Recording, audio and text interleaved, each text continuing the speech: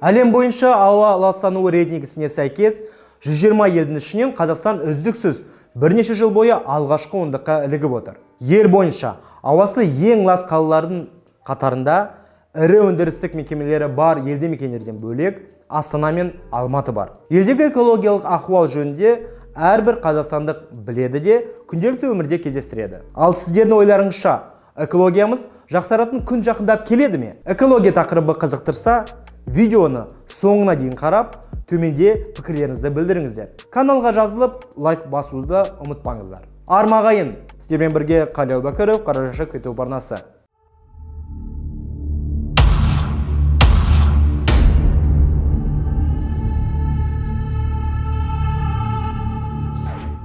Елордамызда 2020 жылдан бері Талдыкөл тақырыбы айналасында жүздеген наразылық шаралар, флешмобтар, кездесулер ұйымдастырылып, ақыр соңында қарсылық петицияға 15 мыңдай қол жиналып, мемлекет басшының кеңсесіне тапсырылған. Қала әкімдігі көл орнына үйлер мен әлеуметтік маңызы бар ғимараттар, саябақтар отырғызамыз дейді. Олардың сөзінше, құрылыс компаниясы көл айдынының тек 20 гектарын сақтап қалмақшы. Ал әу бастағы көлемі 600 гектар болған еді. Демек, осы логикаға сүйенсек, олар көлдің көп бөлігін құрғатып, тағы сол көз бояушылық ретінде бірнеше пайызы ғана сақтап қаламыз дейді. Оның не пайдасы бар дейсіз ғой? Оны біз де түсінбедік. Негізінен экология белсенділерінің сөзінше, Талдыкөлде құстың 28 түрі мекендеп, жыл құстарының 200-ге жуық түрі қонады. Одан бөлек 90 шақты өсімдік түрі өседі. Сонымен қатар, олардың сөзінше 1913 жылы жасалған картаның өзінде осы Талдыкөл бар делінген. Ал Ақмола облысы көбінесе сулы батпақты болуына байланысты қызыл кітапқа енген құстар қорықтарымызға ұшып барғанда Талдыкөл аралық тоқтау болып, күштерін жинақтауға көл жағдай жасайды екен.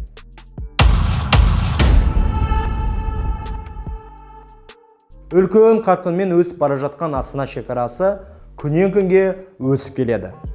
Ғимараттар мен үйлердің салыну қарқындығына таң қалуға болады. Қаланың бір ауданында бірнеше айдың шамасында болмасан, көз сенбейтіндей өзгеріп кетеді екен. Сонда салынып жатқан қаншама үйлер кімдікі, кімнің иелігінде сияқты сұрақтар туындайды. Осы құрылыс жүргізу қарқынына қарасақ, неге қазағым үй-күйсіз жүр? Неге тұрғын үй жетіспеушілігі әлі де сезіледі? Үйдің жетіспеушілігі секілді мәселе күрделі. Оны біз бөлек шығарылымда талқылайтын боламыз.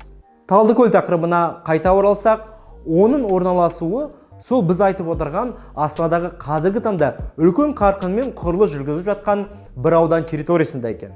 Демек, көлдің орналасуы ірі құрылыс компанияларға кедергі келтіріп тұр деген сөз емес пе?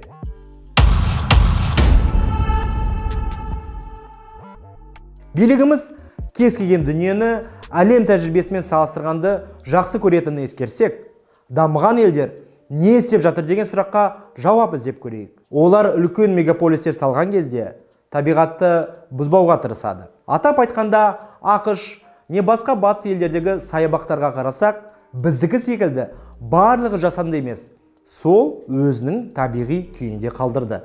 Демек, әкімдік не үкімет болашақта Астана ірі мегаполис болады деп жоспарласа, осы Талдыкөл секілді су алқаптарды сақтаған жөн. Себебі осында тұратын қала тұрғындары аталмыш табиғат аясына зәру болады. Керісінше, осы көлге жақын ағып өтетін Нұра немесе Есіл өзендерін тартып, канал қазып, оны қажеті сумен нәрлендірмейді ме? Меніңше, бұл шешім әлдеқайда дұрыс болар еді. Бірақ қайдағы айтып отырмын. Қаланың о баста жоспарлаған кезде бір қатар өрескел қателер жіберіп, көптеген дүниені ескермеген. Оның кесірін алдағы 2-3 жылда көретімізге кепілдік беремін. Ең қызығы, осы тақырып айналасында лауазымды тұлғалар, атап айтқанда қала әкімі Көлгінов, президент әкімшілігі басшының бірінші орынбасары Абаев, экология мен геология министрі Бірекешев өз ойларын білдірді. Бірақ бастапқы райынан қайтқан жоқ секілді. Демек, олардың шешім бойынша көлдің 20 гектарын ғана сақтап, абаттандыру жұмыстарын жүргізбекші. Енді міне, Талдыкөлде ЛРТ секілді үкімет үшін үлкен қателік болайын деп тұрған секілді.